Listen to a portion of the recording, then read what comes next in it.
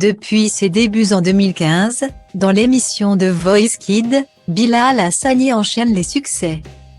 S'il n'avait pas remporté le télécrochet, il avait finalement tenté sa chance à l'Eurovision. En 2019, où il avait brillé avec le titre Roi. Le chanteur et auteur de musique a sorti plusieurs titres et s'est hissé en finale de l'édition 2021 de Danse avec les stars face à Tech. Désormais juré dans le programme de danse, il officie aux côtés de Datalink People Egal A 48 de Det 7010 4133 A 2 A 6 10e 81 753 Z 4 A Chris Mark.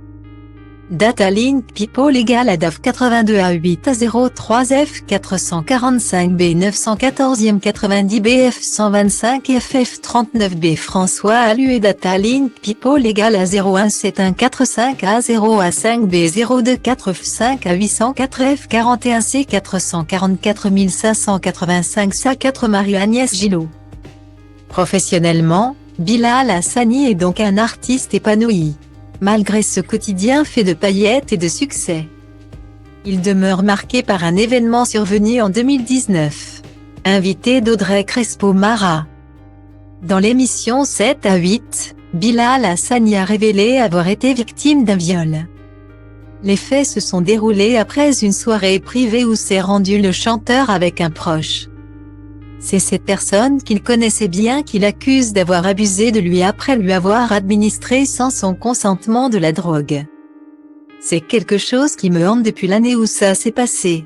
C'était en 2019. Donc, une personne de mon cercle, quelqu'un à qui je faisais confiance. On est parti en soirée. Et je suis rentrée de cette soirée avec lui. J'avais bu 2-3 verres, mais je ne ressentais pas ce que l'on ressent quand on ne boit que 2-3 verres. J'étais clairement sous l'influence d'une substance que je n'avais pas voulu prendre. J'ai commencé à avoir des moments de blackout, où je perdais la mémoire. Et je me réveillais. Et il se passait, ce qui peut se traduire comme une agression sexuelle. C'était un viol. Voilà, a-t-il relaté, encore submergé par l'émotion. Puis, Bilal Hassani raconte s'être réveillé. Je m'étais réveillé le lendemain matin. Il était dans mon lit. Je ne comprenais pas pourquoi.